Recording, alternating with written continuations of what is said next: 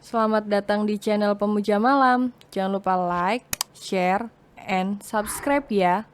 Terima kasih. Chapter 23. Menjadi bulan-bulanan. Kai, bangun. Kia menggoyangkan bahu Kai untuk membangunkannya. Tubuhnya serasa remuk karena semalaman dan pagi tadi Kai menyerangnya terus-terusan. Perutnya sangat lapar, namun ia sangat malas beranjak dari tempat tidur. 5 menit, gumam Kai yang juga enggan membuka matanya. Kai, bangun gak? Kia semakin keras mengguncang tubuh Kai, membuat Kai mau tak mau akhirnya membuka matanya. Iya, ini bangun. Ada apa? Mau lagi? Goda Kai dengan senyum semik menghiasi wajahnya. Enggak, jawab Kia dengan cepat. Kamu gak capek apa? Mau lagi. Cetus Kia menghela nafasnya kasar. Capek, jawab Kai menganggukkan kepalanya. Lalu ia menarik tubuh Kiara dan kembali memeluknya. Tapi kalau sama kamu capeknya hilang, bisiknya. Entah mengapa hanya mendengar ucapan seperti itu dari Kai, mampu membuat wajah Kiara memerah dan panas. Kai yang melihatnya pun ikut tersenyum dan semakin gencar menggoda gadis yang sudah berganti menjadi wanita itu. Mau coba lagi nggak? Bisik Kai kembali, membuat mata Kiara sukses kembali membola. Enggak, seru Kia spontan menjauhkan tubuhnya dari Kai. Namun dengan cepat pula, Kai menariknya kembali dan mendekapnya dengan erat.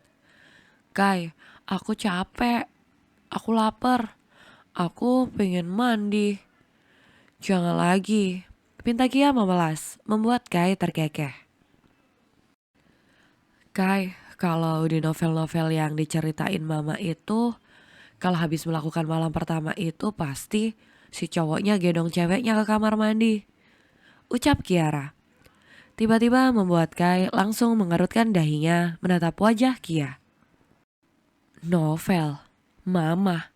Kai menatap bingung pada Kiara. Waktu itu aku dikasih novel sama mama. Ada beberapa sih, dan aku lihatnya begitu. Jadi sekarang kamu harus tanggung jawab. Gendong aku ke kamar mandi. Jelas Kiara tersenyum polos. Hati Kai menghangat setiap kali melihat senyum di wajah Kiara. Entah sejak kapan kini dirinya benar-benar mengaku bahwa ia sangat mencintai gadis itu. Wanita maksudnya. Meskipun awalnya Kai sangat tidak menyukai Kiara karena sifat dan penampilannya yang tomboy, Kiara jauh dari kriterianya. Karena sejatinya Kai menyukai wanita yang feminim, anggun, dan lembut. Sementara Kiara sangat bertolak belakang dengan kriterianya. Kiara begitu barbar, pemarah, selalu melawannya. Sedangkan dirinya paling tidak suka bila ada yang melawannya. Apalagi itu seorang wanita. Dan kini ia akui ia kalah. Ia menjilat kembali ludahnya yang mengatakan tidak akan tertarik pada gadis seperti Kiara. Nyatanya kini ia benar-benar tergila-gila dan selalu candu akan sosok Kiara. Lalu, apakah mereka juga melakukannya di kamar mandi? Gerakai menyeringai. Seketika membuat Kiara langsung menyilangkan tangan di dada dan menjauh. Kiara kembali menelan salivanya. Saat ia mengingat potongan demi potongan di novel yang ia baca, memang benar, kebanyakan mereka akan melanjutkan aktivitas itu di kamar mandi. Namun Kiara tersadar, ia tidak akan kuat. Tubuhnya benar-benar lelah dan butuh makanan. Ya sudah, aku akan mandi sendiri. Kiara menggulingkan tubuhnya ke samping dan hendak beranjak dari tempat tidur. Seketika itu juga ia mengurungkan niatnya. Pantas saja mereka selalu digendong. Ini memang sangat menyakitkan. Astaga, kenapa masih perih? Padahal tadi udah enggak. Batin Kia meringis menahan sakit di bagian intinya. Kai yang tak tega dan merasa bersalah pun akhirnya ikut beranjak dan langsung mengangkat tubuh Kiara ke dalam kamar mandi.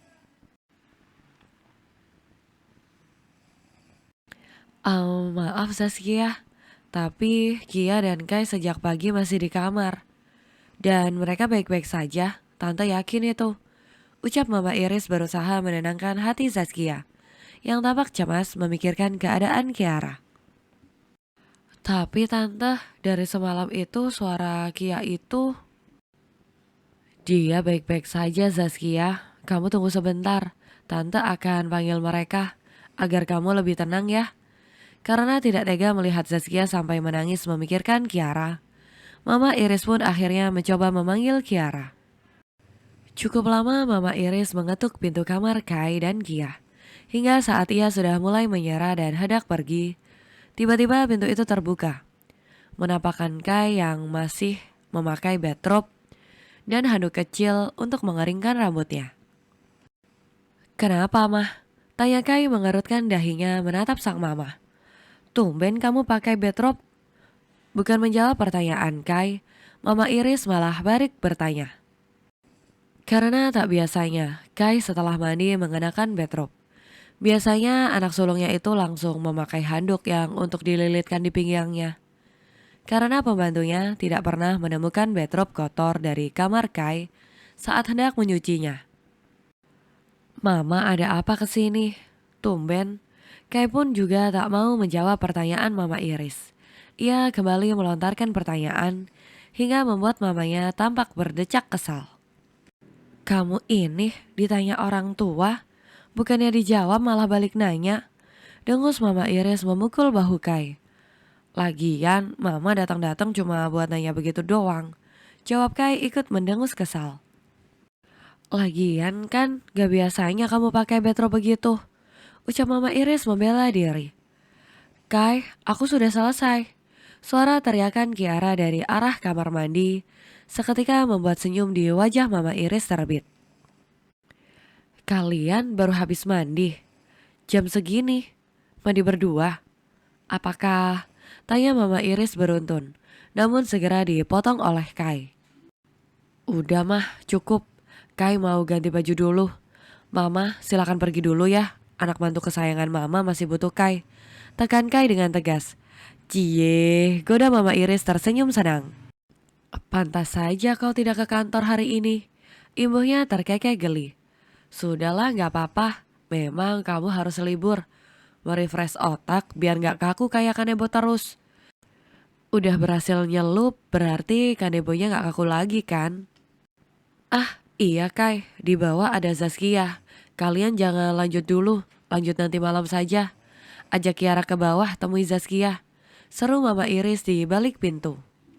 Kai mendengarnya, namun ia tak menjawabnya. Ia melangkahkan kakinya untuk masuk kembali ke kamar mandi. Mah, Kai masuk. Tanpa menunggu jawaban dari mamanya, Kai langsung menutup pintu kamarnya begitu saja. Bukan marah, Mama Iris malah semakin tertawa kencang. Dengan perlahan dan penuh kasih sayang, Kai benar-benar memperlakukan Kiara bak seorang putri. Dari mulai memandikannya, tanpa meminta jatah kembali, lalu memilihkan Kiara baju dan memakaikannya, dan kini Kai juga yang menyisir dan mengeringkan rambut Kiara. Hati Kiara menghangat, ia tersentuh dan terhanyut dalam perhatian Kaisar. Walau wajah laki-laki itu masih terlihat datar dan terkesan kaku, namun perhatian-perhatian kecil yang dilakukan oleh Kai membuat hati Kiara benar-benar bahagia. Tadi aku kayak dengar suara mama, tanya Kiara saat Kai sudah selesai mengeringkan rambutnya. Dia ada di bawah, jawab Kai begitu saja. Lalu ia beranjak meninggalkan Kiara ke walk-in closet, karena sejak tadi dirinya masih memakai bathrobe. Kakak, sambil digandeng oleh Kai, Kiara menuruni tangga dengan perlahan. Zaskia hanya diam, menatap Kia yang tengah tersenyum begitu lebar ke arahnya. Namun bukan itu yang berhasil mencuri perhatian Zaskia, yakni cara jalan Kia yang terus digandeng oleh Kai. Dan juga Zaskia memperhatikan pakaian yang dikenakan oleh Kia sedikit aneh. Bagaimana tidak aneh? Bila kini Kiara memakai sebuah dress di bawah lutut, namun ia juga memakai jaket yang lumayan tebal. Zaskia sangat ingat jaket itu adalah pemberian darinya. "Kamu sakit?" tanya Zaskia langsung saat Kiara sampai di depannya. "Kalau sakit harusnya kabari kakak. Kamu itu udah bikin kakak khawatir tahu nggak? Kakak nungguin kamu dari pagi. Kamu nggak ada jawab telepon dari kakak. Kamu habis jatuh, kok jalannya kayak gitu? Pakai digandeng lagi juga. Kamu jatuh di mana? Gimana sih? Kok bisa? Ayo Kia jawab kakak. Jangan bikin kakak khawatir begini." Tanya Zaskia beruntun, tanpa memberikan kesempatan Kiara untuk menjawab. "Hehe, maaf kak, itu." Kiara sendiri bingung. Bagaimana akan menjelaskannya kepada Zaskia? Untuk sesaat ia melirik ke arah samping di mana Kai berada. Namun, "Aku akan pergi ke ruang kerja. Kalian mengobrol lah." Jurus jitu dari Kai. Ia memilih kabur sebelum terjadi sesuatu hal yang akan mempermalukan dirinya. Kok pergi?" Seru Kia menatap Kai. "Aku harus menghubungi Fadil. Nanti aku akan kembali." Tanpa berlama-lama, Kai pun melenggang pergi meninggalkan ruangan itu. "Kia, jawab kakak." Desak Zaskia lagi karena merasa cemas. Kiara menghela nafasnya kasar, lalu ia ikut duduk di samping kakaknya. Ia masih mendengarkan semua omelan dari sang kakak, lantaran dirinya tidak menjawab dan membalas chat WA-nya. Sementara Liam sejak tadi memilih diam. Ia diam. Ia diam menatap Kiara dengan tatapan yang sulit untuk diartikan. Liam menangkap suatu gerak-gerik aneh, dan Liam cukup pandai untuk menebaknya. Hingga tiba-tiba, ia mengatakan suatu hal yang membuat Kiara dan Zaskia menatap ke arahnya. "Sampai berapa kali sih?" Celetuk Liam menggelengkan kepalanya menatap Kiara. "Maksud kamu?" tanya Zaskia menatap Liam bingung.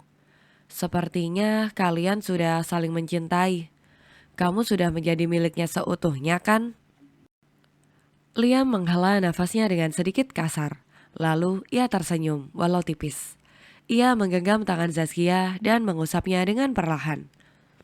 "Aku harap aku dan Zaskia segera memiliki keponakan." Seketika itu juga, Zaskia langsung menutup mulutnya dengan tangannya yang satu lagi. Ia tak percaya dengan apa yang dikatakan oleh Liam. Lalu ia menatap Kiara seolah meminta penjelasan. Ia bukan orang bodoh. Tentu saja Zaskia mengerti arti dari ucapan Liam. "Kiara, jadi kamu menghilang karena..." "Kakak, Liam, bisakah kalian tidak membahas itu?" Sungut Kiara dengan kesal. "Lagi pula juga ini gara-gara kakak. Kenapa semalam kakak terus menelponku, hah?" "Aku itu lagi mandi. Gara-gara telepon terus, itu mengganggu orang kerja. Jadinya kan begini." Sungutnya dengan kesal. Bukan ia menyesal karena telah menyerahkan mahkotanya pada Kaisar. Namun ia malu karena terus dipojokkan oleh kakak dan sahabatnya. "Jadi?" tanya Zaskia namun diiringi dengan senyum menggoda. Ya jadi begini. Ya udah ah, udahlah jangan ditanya lagi. Kenapa bahas itu sih ah?" Zaskia dan Liam langsung terkekeh saat melihat wajah Kiara yang nampak sangat merah menahan malu. Berikutnya ruangan itu dipenuhi oleh canda tawa Kia, Zaskia, dan Liam. Kiara terus menjadi bulan-bulanan kakak dan sahabatnya sore itu. Sementara Kai, ia memilih melakukan pekerjaan yang sudah ia tinggalkan. Baginya, bekerja lebih baik daripada bergabung dengan Zaskia dan Liam. Terlebih saat seperti ini, ia tidak mau dirinya ikut menjadi bahan tertawaan. Bersambung.